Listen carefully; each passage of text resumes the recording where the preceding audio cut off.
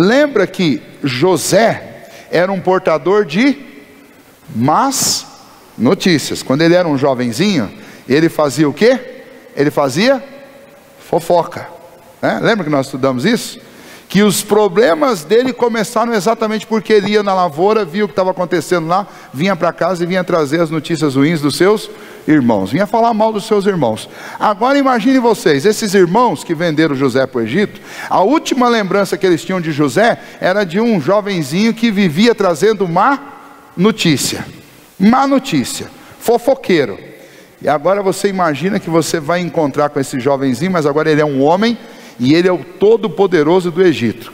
O que você ia sentir se você estivesse no lugar daqueles irmãos? Ainda mais sabendo que você ainda cometeu um pecado, um crime contra esse jovenzinho que é especialista em má notícia. É ou não é para ficar com medo? É, né? É para ficar mesmo, né? Mas vamos ver o que acontece aqui no texto. Quando nós olhamos para esse texto, então, juntando essas questões todas, nós vimos aqui inicialmente, na primeira parte do texto, uma identificação. Aí do versículo 1 ao versículo 3 é dito que José ele já não podia mais se conter. Imagine a ansiedade desse homem, tendo 2 encontros já com seus irmãos, mas se segurando para não revelar. Mas agora ele não consegue mais, agora ele não tem como mais esconder aquela ansiedade. Então ele faz com que todas as pessoas que estavam trabalhando ali no palácio, não sei, talvez ele tinha uma sala especial só dele lá, mas ele manda sair todo mundo de lá, e então ele chama seus irmãos ali na presença dele, e ele diz para seus irmãos quem é que estava ali. Mas ele não diz isso de uma forma tranquila, né? O versículo 2 diz que ele levantou a voz em choro, e os egípcios ouviam o choro dele do lado de fora, e toda a casa de Faraó, o palácio inteiro ouvia os brados de choro de José, da situação em que ele estava se sentindo, do quanto ele estava guardando aquele choro, né? A gente não tem nenhuma descrição aqui, nessa descrição minuciosa que Moisés faz em Gênesis, de José chorando em nenhum outro lugar, a não ser no primeiro encontro com os irmãos, e agora nesse encontro aqui. E então imagine que esse choro aqui é o choro de toda a dor, de todo o sofrimento que ele aguentou durante todos aqueles anos, e agora seus irmãos estão ali na frente dele, e ele começa a pôr esse choro todo para fora. E o versículo 3 diz: e disse a seus irmãos: eu sou José, vive ainda meu pai? Ele se revela aos irmãos pela segunda vez. Os seus irmãos ficaram, não puderam responder, né? Imagine a situação como esses homens ficaram, devem ter ficado aterrorizados diante daquilo. E no versículo 4, novamente, disse José a seus irmãos: agora chegai-vos a mim. Eles chegaram, então ele disse: eu sou José, vosso irmão, a quem vendestes para o Egito. E agora, quem é José? É aquele jovenzinho fofoqueiro que vivia trazendo más notícias, com todo o poder nas mãos, ou ele é um novo homem? Bom, a sequência diz quem é José agora. José agora diz para seus irmãos: não fiquem tristes, porque eu tenho uma boa notícia para vocês. É isso que José vai fazer. É interessante que esta identificação, eu sou, é uma identificação muito importante na Bíblia, porque é a maneira como Deus se dá a conhecer. Ele diz: eu sou o que sou, né? E isso aparece de uma forma muito especial no livro de Êxodo, quando Deus se revela para Moisés lá na sarça no Monte Sinai. Mas esse eu sou vai aparecer muitas vezes nas Escrituras, especialmente no Novo Testamento, Jesus se revelando dizendo: eu sou a porta, eu sou o caminho, eu sou a verdade, eu sou a vida, eu sou o bom pastor. E o Senhor Jesus, ele usa muito essa expressão, eu sou. E é interessante que quando José diz eu sou, e aí diz 2 vezes, que provavelmente na primeira os irmãos não conseguiram acreditar, e ele diz de novo, era inquestionável, não tinha como negar que eles estavam diante do irmão que eles achavam ter matado. Vejam se isso não é muito parecido com aquilo que Apocalipse diz sobre o dia em que o Senhor Jesus voltar.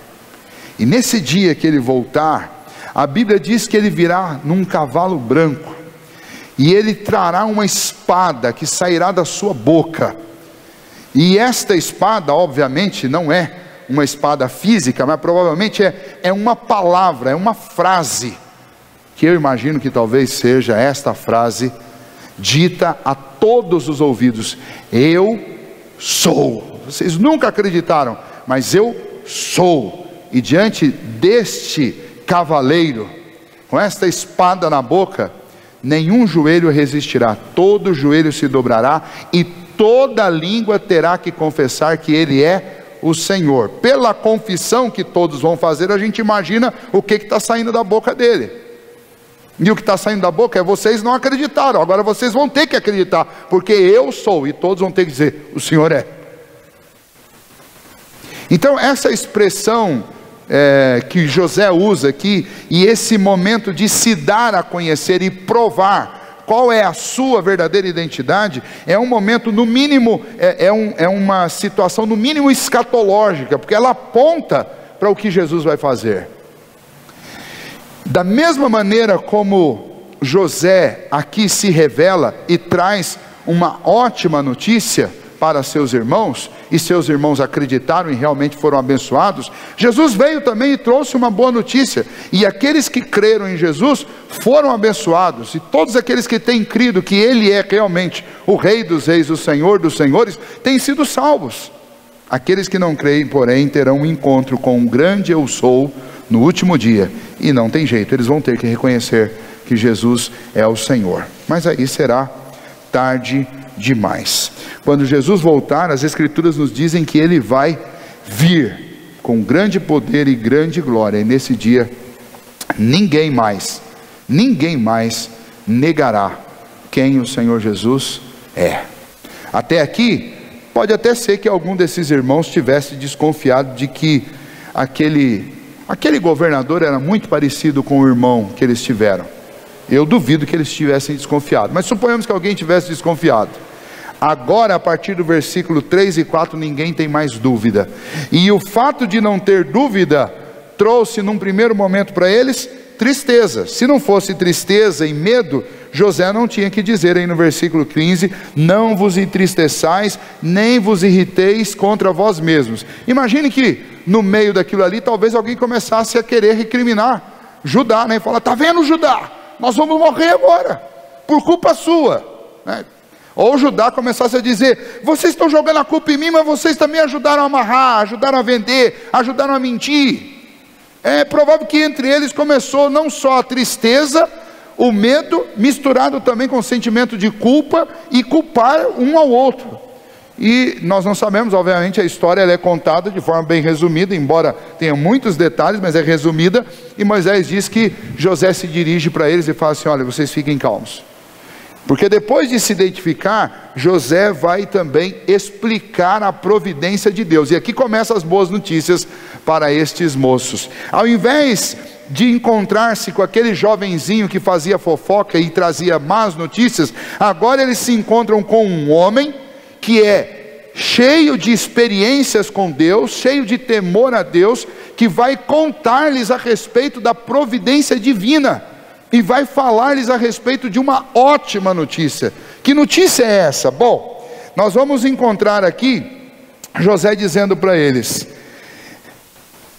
não vos entristeçais, nem vos irriteis contra vós mesmos, por haverdes me vendido para aqui, porque para a conservação da vida Deus me enviou adiante de vós. Qual que é a primeira expressão que José quer deixar claro para eles? Parem de se culpar, parem de achar culpa uns nos outros, porque acima de cada um de vocês existe um Deus que providencialmente governa todas as coisas, e tudo que Ele faz para o nosso bem. Então pare de achar que a culpa é dos outros. Pare de achar que as coisas estão acontecendo só por causa de uma decisão sua. Porque ainda que você tome a pior decisão do mundo, ou a melhor, se Deus não quiser que aconteça, não vai acontecer. Em outras palavras, é como se a gente tivesse, pare de achar que você é Deus. Você está governando as coisas, você não está governando nada. Deus está governando. E um coração cheio de temor a Deus é um coração que, ao invés de ficar jogando a culpa nos outros, ele entende a providência de tal maneira que ele reconhece que, apesar de nós seres humanos termos a nossa parcela de responsabilidade em tudo, mas nenhum de nós é capaz de frustrar um plano, um planejamento, uma estratégia de Deus. Então, acima das nossas vontades e das nossas más vontades, quando a gente faz uma coisa errada, está a mão de Deus conduzindo a história. E no caso dos cristãos, convertendo todas as coisas para o bem daqueles que foram chamados por Deus e que amam a Deus. Então, José está dando aqui uma resposta prática, resultante de uma boa teologia. A boa teologia de José, que foi aprendida com a vida, a boa teologia de José ensinou para ele que Deus estava governando, inclusive os atos maus dos homens bons, no caso dos filhos da aliança, e dos homens maus, como Potifar, como a mulher de Potifar, como o copeiro, como o padeiro, como o próprio faraó. Deus governa os atos de todos os homens, sejam eles tementes a Deus ou não tementes a Deus, Deus governa. Isso daqui é uma pedra no sapato de todo arminiano, de toda pessoa que nega a soberania de Deus. Mas não há como contestar o que está na Bíblia. José está dizendo, foi para a preservação da nossa família que tudo isso aconteceu. Em outras palavras, foi para o nosso bem que tudo isso aconteceu. E não foi acaso, foi a mão de Deus em todos os momentos.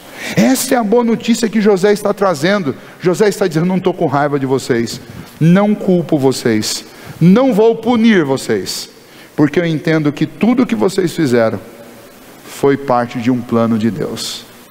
Não que eles não tenham sofrido e sentido o peso da responsabilidade que eles assumiram quando eles venderam o irmão. Eles pagaram duramente por isso. E estavam naquele momento ali pagando, porque melhor era estar na situação em que José estava do que na situação que eles estiveram. E na que eles estavam agora, especialmente por causa do sentimento de culpa. Mas ainda assim, Deus estava governando todas aquelas coisas.